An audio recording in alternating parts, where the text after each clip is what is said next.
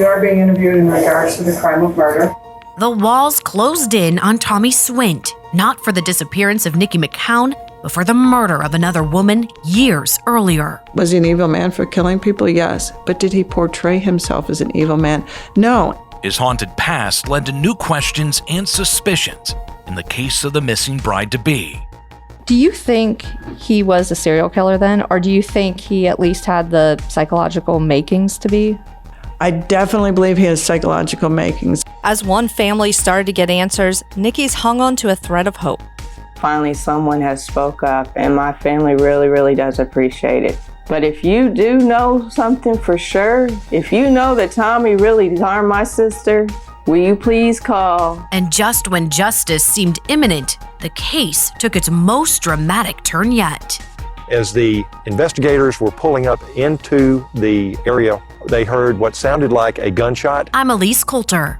I'm Nathan Edwards. And I'm Becky Golden, and this is Missing Niqui McCown. The key to possibly cracking Niqui McCown's case meant solving another first. In 2008, Dayton detective Patty Tackett connected Niqi's co-worker Tommy Swint to the murder of 33-year-old Tina Ivory in 1991. Tina was found beaten, strangled, and dumped in a trash pile just off a road tucked away in the woods. Her body was laying on top of a heap of tires, mattresses, and furniture. She was wrapped in a quilt, and it was bound with duct tape. Tommy's DNA matched semen found on Tina's body, but Detective Tackett needed Tommy's fingerprints to prosecute. He moved to Phoenix City, Alabama in 2008, 7 years after Niqui went missing. So Detective Tackett drove 600 miles to his new home to get it. I'm not Detective Tackett. I am with the Dayton Police Department. My name is Rick May. I'm an investigator with the Montgomery County Prosecutor Coroner's Office. Just understand, Tommy, we're trying to be fair as we can be, and we understand and we appreciate your cooperation with us. The recorded interview was on November 16, 2009, right after he was picked up during an orchestrated traffic stop. He knew what our job was. He knew what we can and can't do. And with all that being said, he still cooperated. He knew he did not have to come downtown. Right. He knew he did not have to go. The detective sat at a table with Tommy in an empty interview room. The former corrections officer and one-time police officer now wore security guard uniform for his job at the Walmart distribution center in Auburn, Alabama. Tommy appeared calm as he answered questions about his law enforcement background. Then the conversation shifted to his past and how a man from Alabama ended up in Dayton, Ohio. We're both on a cold case homicide task force. This particular case happened in 1991. When did you come to Dayton? In 91. Investigators learned that Tommy moved to Dayton the same year Tina was murdered. What brought you there? I had a cousin. He said, you should come to Dayton and visit and see how you like it. And I kind of liked it because it wasn't city and it wasn't country. It was kind of in between. When he got to town, he lived with his cousin's niece, Angela, a woman police had already talked to. You moved in with her. Was she married? She wasn't married. We was having an affair though. We wasn't So there was related. no blood or anything. No. It was just a marriage by marriage type thing. Did she have any kids? Yeah, she had 2 teenage sons at the time. Oh, okay. So they were living with her. Yeah. It was one of Angela's sons who helped tie Tommy to a potential crime scene. Little did Tommy know that her son told detectives he saw the dirty white sneakers in the basement, along with the pool of blood and the trail of blood leading to Tommy's trunk. So getting him to admit to living with them back in 91 was a big deal. Detective Tackett believed Tommy was so candid because he thought the interview was about Niqui, not Tina. He did not know what we were there for. We did make contact with him prior to him going down to Alabama and asked him if that quilt, we actually showed him Tina's picture and showed him a picture of the quilt to see if he knew this, and he denied. They made sure to fingerprint Tommy before the interview started. Again, Detective Tackett told us he knew he wasn't under arrest, and he gave the fingerprints willingly. There's additional evidence in this case, that being a fingerprint, not of a normal digit, but it's a second digit or possibly from a palm. That's why we took those today to have them compared as well. They got the evidence they came for, and while they talked to Tommy, his prints were compared to what was found on the tape wrapped around Tina's body. They needed to buy time and proceeded to chip away at their prime suspect. You are being interviewed in regards to the crime of murder. Before you ask any questions, you must understand your rights.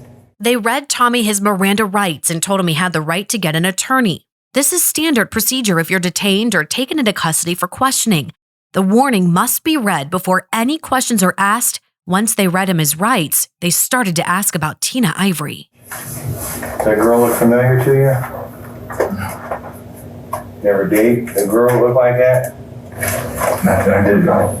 Well, I told you her name was Tina. Did that ring a bell to you? Not at all. What if we told you we had evidence that would tie you? I wouldn't believe it. You talking about timing to her? I mean, is she alive or dead? She's dead. Oh, I wouldn't. Well, What if I told you we had your DNA off her? Would you believe it? no, I wouldn't believe it. It suddenly became clear to Tommy this wasn't about Niqui. Detectives had him exactly where they wanted him. You killed her. So when That you killed her. are you stating that I killed her? I'm asking you, did you kill Oh, her? no. Uh-uh. Okay, I don't if even I'm know. telling you that we have evidence that says that you did, what do you have to say to that? Well, I have nothing to say to that. I mean, there's nothing I can say. At this point, detectives believe they had 3 strikes against Tommy: his DNA at the crime scene, eyewitnesses accounting for the blood in the quilt, and maybe soon his fingerprints. But they still wanted the last piece of the puzzle, a confession. The evidence that we have in the case comes back to you as our suspect. So the bottom line is you do have explaining to do. Okay, on why we have evidence that says you killed her. I think you're ready to explain it after 19 years of living with us. I think you're ready. While the 3 of them talked, Detective Tackett got a text. In video from the interview, you can see she picked up her phone and showed it to her partner. The evidence was in. We sent those fingerprints to our crime lab, like via while we were still sitting there, and we knew that it was a hit. A match to Tommy on the unique fingerprint found on the inside sticky portion of the duct tape wrapped around Tina Ivory's body. That's when the conversation took a dramatic turn. And all due respect, and I understand what your job, but I'm gonna have to bring this to a close. You're telling me after 18, 19 years you don't want to talk about this to us? Well, you say this. I don't know what this is. This murder. Well, This murder of her. okay. As soon as I said, you did it, pretty much, he wanted the interview to stop and asked for an attorney. Again, as calmly as could be, as respectful as could be, but very apparent of why. It wasn't like, man, I don't know what's going. It was like, oh shit, I think I'm screwed.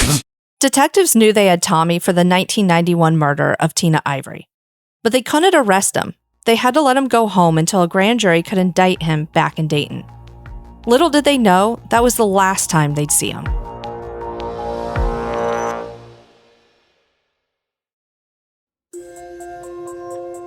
On February 3rd, 2010, Dayton police finally got the green light to arrest Tommy Swint for Tina Ivory's murder. But as officers surrounded his Alabama home, the unthinkable happened.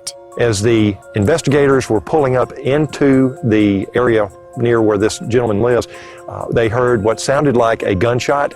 Tommy Swint, 43 years of age, who is the suspect in Ohio, dead from what appeared to be a self-inflicted gunshot wound. A gut punch for Detective Patty Tackett. When you got the call from the Alabama authorities that he shot and killed himself, what was your reaction at that point? Very disappointed. Very disappointed. When you work a case for years and you work with the family, and I did work with Niqui McCown's family, you want to put those handcuffs on him, knowing that that wasn't going to happen, and knowing that we have a family who is still missing their loved one. It's that's a struggle. That's a struggle. It was more than a struggle for Niqi's family. It was heartbreak. While some family members suspected Bobby at first, in the months after her disappearance, they thought Tommy did it, and they viewed his suicide as the end of the road to finding Niqui. In their minds, police had nothing else to go on, no one else to question, no way to get justice. When you heard that Tommy was indicted on this murder of Tina Ivory and then heard that he committed suicide. When I seen out on TV that he was being indicted, that gave me hope. Now we'll find Niqui. But then 30 minutes later, and I remember calling my mom.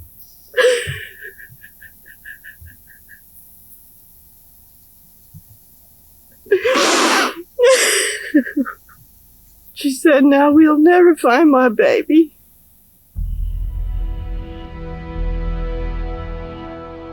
At this point, Michelle's sister Tammy broke down. I'm happy that they've solved her murder, but I just want to know where my sister is.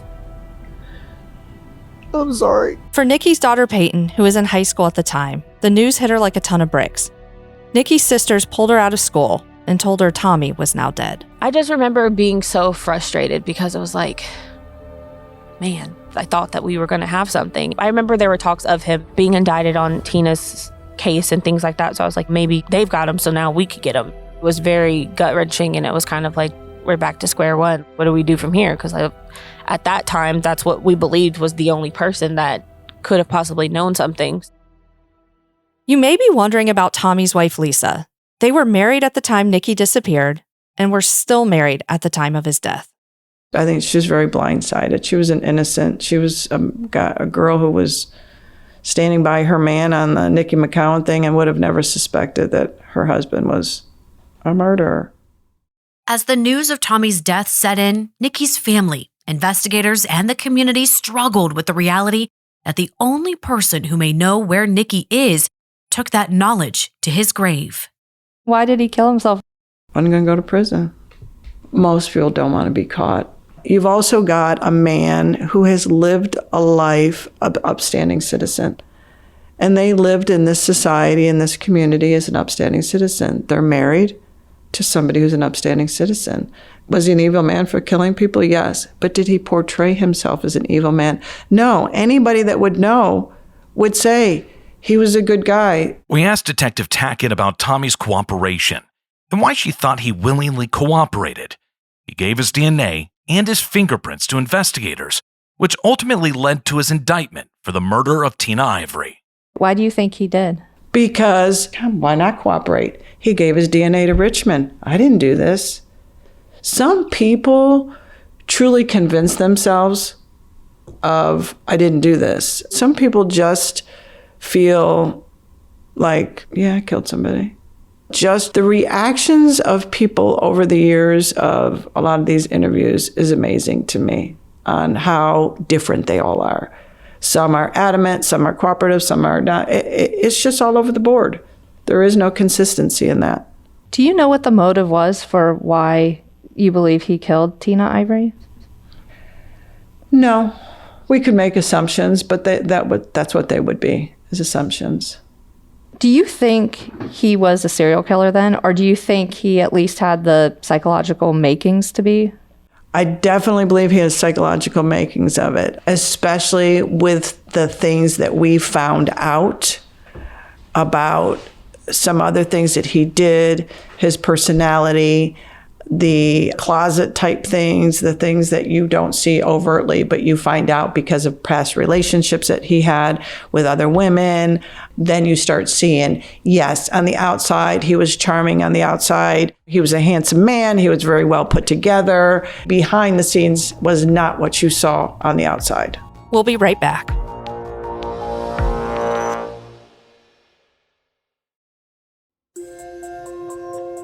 Behind a charming facade was a man many considered evil. Some suspected Tommy Swint was a serial killer. DNA never linked him to Niqi's disappearance, but police believe he could have killed her and possibly others. Did his DNA, after you put it into the system, get pinged on any other cases? I'm not aware of any other cases. I'm not always notified and I'm not aware. I can't say no, but there may be. Okay. Do you suspect he had other victims? I do. For Richmond detectives, Tommy's indictment changed the way they investigated Niqi's disappearance and the way they viewed Tommy Swint as a suspect. Obviously, it's going to make him more appealing. You already know he's capable. He's done it before. It was prior to Niqui. It makes anybody look at him a little bit harder. How did him killing himself change the way you guys approach this? It's completely complicated. I can't talk to him anymore. So we're stuck with friends, family, acquaintances, anybody he may have told something to get any kind of answers. The technologies aren't there like they are today. If we had his phone, we could pinpoint exactly where he was at what time. After Tommy's suicide, Dayton cold case detectives got a search warrant for Tommy's belongings. Police in Alabama collected anything that could help solve Niqui's case. They took notes and a computer. After they got it back to Dayton, digital forensic technicians searched the computer for any detail, no matter how insignificant. One thing that stood out, he kept track of news stories back in Dayton to see if any bodies were found. One of the things that stood out most to us is any time that there was a body found in this area, he looked into it.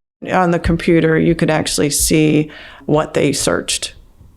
And that is one of the things that he searched. If there was bodies located throughout this area, he would click on that. Do you think it was because he thought maybe they had found Niqui or someone else? Yep. Detective Tackett said you can draw your own conclusions about Tommy's search history, but they never found anything on the computer directly linking him to Niqui or her disappearance.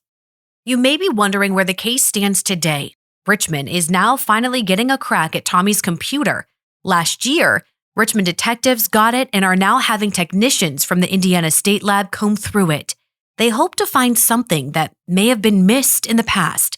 Detective Wright is also using what's called computer voice stress analysis, or CVSA, on the recorded interviews with Tommy.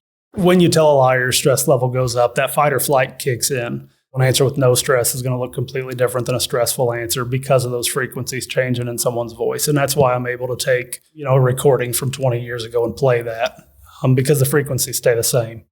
Detective Wright also wants to do more physical searches of properties in Indiana and Ohio. He told us he has several areas in mind. While a lot of the attention is still focused on Tommy, Detective Wright has not officially ruled out Bobby Webster, Niqui's fiancée. And to complicate matters, Bobby also died several years ago from a heart condition, according to Niqui's family. Police are still holding out hope that this case will be solved, but they need something new to work with. And Detective Tackett hopes somebody will come forward with a tip that could crack the case. You aren't going to do anything more to that family. Tommy Swint's name is tainted. You're not going to taint it anymore. People need to understand that. This was not just a guy that we suspected. This was a guy that clearly 100%, without a doubt, killed a woman and threw her body and disposed of it like trash. That's not a good person. That's not a good person. Niqui's sisters, Tammy and Michelle, keep sharing their sister's story to keep her memory alive. She's totally missed. Totally. And I would like to know where she's at, if nothing else, because we've already done lost our dad. We done lost our mom. And I want Peyton to be able to find some closure. I mean, I want the closure too, but she was 9 years old and she never got to have that. There's somebody out there that's going to watch this that may have one of those human moments and say, okay, it's time I say what I know. And I'm hoping for that. I'm praying for that. Detective Wright says the family's dedication to this case is what's keeping it from going cold. Clearly, Niqui's family is motivated by love for their sister, for their mother. What continues to motivate you? Most of it is pain in the relationship that we've kind of developed, knowing that she's still got that hope. She's still depending on somebody. I think it'd be hard to just walk away from that and to call it cold and let it sit somewhere. So while there's still doors to beat down, I think we keep doing it. Niqui's daughter Peyton survived her tainted childhood thanks to the love of others. And now she's doing her best to preserve the innocence of her own daughter. How do you handle it then when your daughter starts asking about grandma? I do my very best to just be I don't want to say honest, because obviously I try to shield her as much as possible. So I explained to her, Grandma Niqui was taken from us. The police are working really hard to bring Grandma Niqui back. And when we find her, we'll all be very happy. What kind of grandma do you think she would have been? Oh, gosh. One of the probably the best. Nicolette would probably literally have any and everything that she wanted. I think she would be a really hands-on grandma. I think that I probably would never have my kid, to be honest with you. She would probably have her all the time. You made the ultimate tribute to your mom. You named your daughter after your mom. Mm-hmm. How'd you come up with that? Nicolette was just something that my aunt called my mom, and I just knew that that was something that I would eventually would like to tribute to my mother. And from what I hear, Nicolette is similar to my mom in her spunkiness and things like that as a child. So it's good to know that the name holds weight. Niqui's spirit lives on as her family clings to the possibility that this missing bride-to-be will return home and this mystery will be solved. We know you probably have a lot of theories. Well, as journalists who have been digging into this story for years, we'd like to briefly share ours. Elise?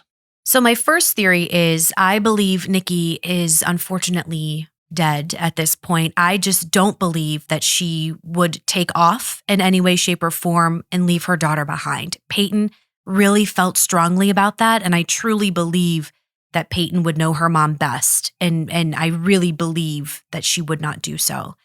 I do believe that Tommy is involved in Niqui's disappearance in some way, shape, or form.